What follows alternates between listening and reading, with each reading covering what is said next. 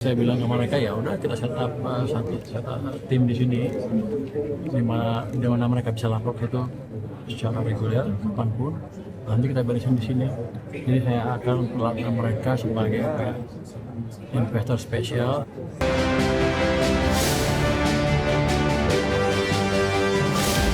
Menteri Keuangan Purbaya Yudi Sadewa menargetkan proyek gas abadi Blok Masela di Laut Arafura, Maluku Utara dapat mulai berproduksi pada tahun 2029. Proyek merupakan bagian dari proyek strategis nasional ini dijanjikan akan mendapat sejumlah kemudahan dari pemerintah lewat Satgas P2SP. Menteri Keuangan Purbaya Yudi Sadewa menargetkan proyek gas abadi Blok Masela di Laut Arafura, Maluku Utara dapat mulai berproduksi pada tahun 2029. Melalui Satgas P2SP, Purbaya memastikan pemerintah akan mempercepat realisasi PSN onshore LNG abadi Masela dengan menghilangkan berbagai hambatan dari sisi regulasi dan birokrasi internal pemerintah. Untuk memastikan kelancaran proyek, Kementerian Keuangan akan membentuk tim khusus yang bertugas mengawal percepatan Blok Masela, di mana operator proyek Inpex Corporation diminta melaporkan setiap kendala yang dihadapi. Purbaya menegaskan berbagai persoalan mulai dari perizinan investasi, impor, hingga aspek perindustrian akan diselesaikan secara terkoordinasi di dalam Satgas P2SP. Saya bilang sama mereka ya udah kita set up tim di sini di mana mereka bisa lapor itu secara reguler kapanpun, nanti kita beresin di sini.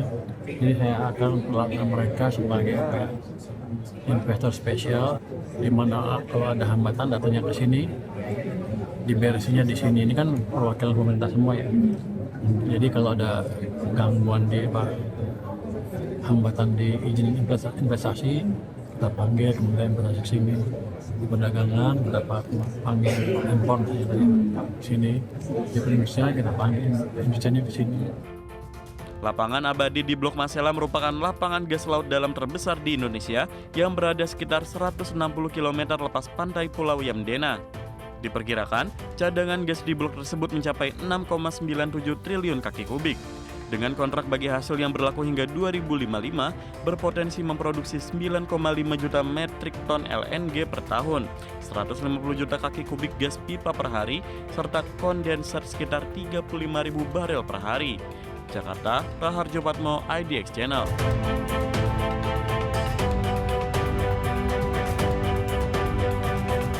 Menteri SDM Bahlil Lahadalia menegaskan kerjasama investasi mineral kritis dengan Amerika Serikat bukan berarti Indonesia akan membuka kembali keran ekspor bahan mentah.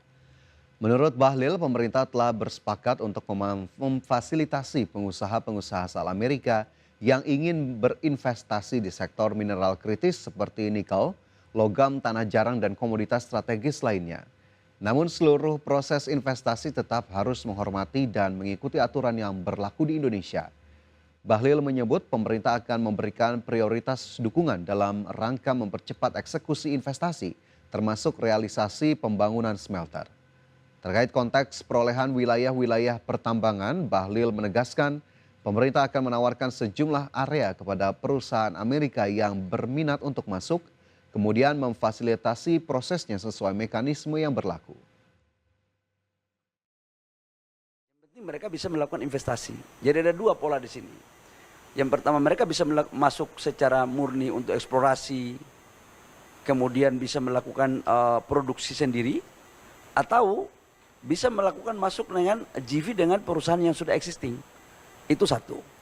Yang kedua, begitu mereka sudah berproduksi, membangun industrinya, maka hak mereka untuk mengekspor ke Amerika, itu kita berikan ruang. Sama juga dengan negara-negara lain. Jadi equal treatment aja, nggak ada sesuatu yang baru. Tetapi memang harus saya akui bahwa pemberian kepada mereka ini seperti Freeport saja. Freeport itu kan kita memberikan konsesi, mereka melakukan eksplorasi, mereka membangun smelter, mereka membangun produksi. Hal yang sama mungkin sebagai contoh untuk diterapkan pada sektor-sektor. Anda masih menyaksikan IDX First Session Closing. Pemirsa, emiten perbankan digital PT Alo Bank Indonesia Tbk sukses mencatatkan pertumbuhan laba bersih mencapai 23% senilai 574 miliar rupiah di sepanjang tahun 2025. Di mana kenaikan laba bersih ini ditopang oleh kenaikan pendapatan bunga dan komisi perseroan. Emiten perbankan digital PT Alobank Indonesia Tbk sukses mencatatkan laba bersih mencapai 574 miliar rupiah atau tumbuh 23% secara tahunan di sepanjang tahun 2025. Di mana kenaikan laba ini ditopang pertumbuhan pendapatan bunga dan komisi di tengah kondisi makroekonomi yang masih menantang. Sementara itu pendapatan operasional emiten berkode saham BBHI meningkat hingga 36% year on year menjadi 1,98 triliun rupiah.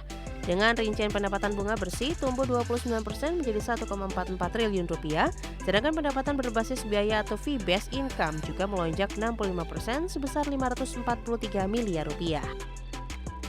Selain itu dari sisi intermediasi, kredit yang disalurkan perseroan tembus 9,14 triliun rupiah pada akhir 2025 atau tumbuh dari tahun sebelumnya dengan kontribusi segmen retail dan wholesale.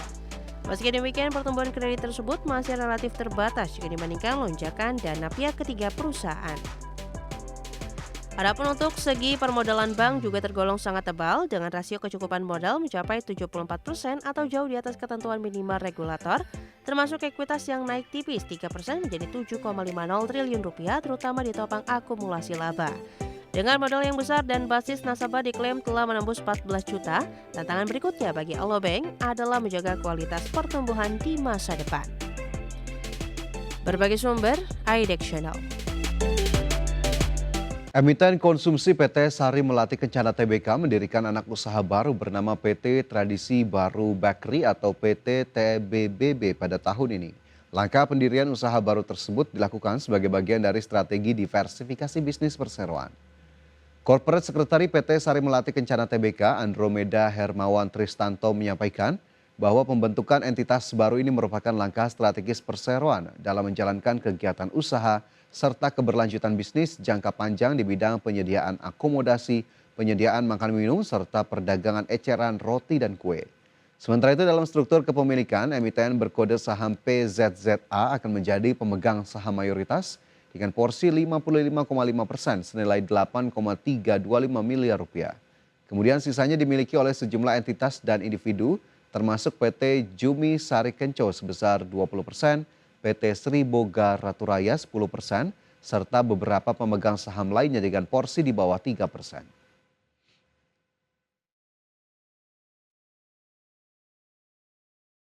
Emiten energi PT Samindo Resources Tbk tengah membidik volume pemindahan batuan penutup atau overburden removal sebesar 34,5 juta BCM dan target produksi batubara atau coal getting di angka 4,5 juta ton pada tahun 2026.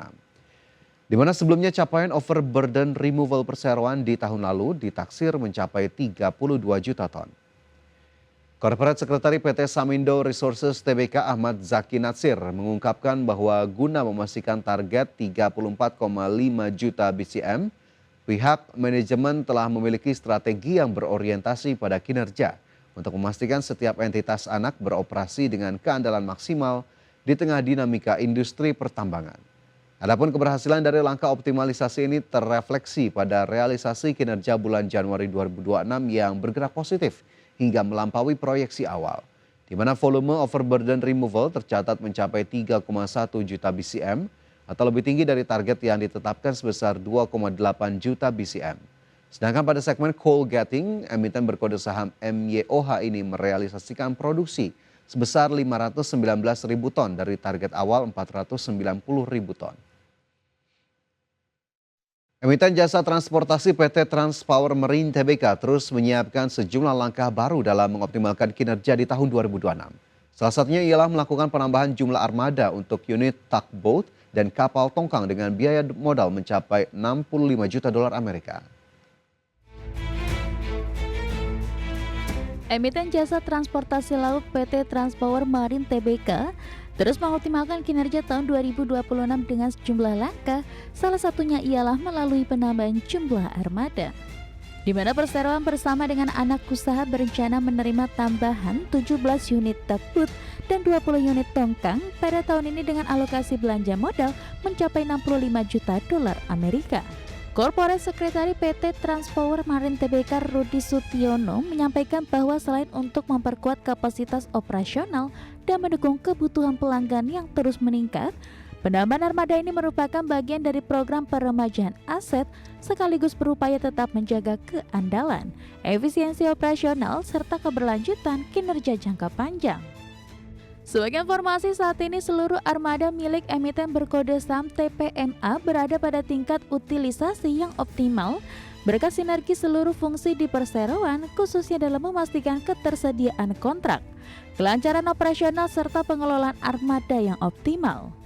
Oleh karena itu, guna mempertahankan tingkat utilisasi yang baik di 2026, pihak manajemen akan terus menjaga hubungan jangka panjang dengan para pelanggan, termasuk bersandar pada keahlian tim operasional dan komersial. Adapun pihak perusahaan juga akan terus memastikan ketersediaan armada dalam kondisi prima, meningkatkan efisiensi operasional, serta memberikan layanan optimal kepada pelanggan agar tetap menjadi mitra pilihan di tengah dinamika dan kondisi industri pelayaran yang semakin berkembang dalam beberapa tahun terakhir. Berbagai sumber, IDX Channel.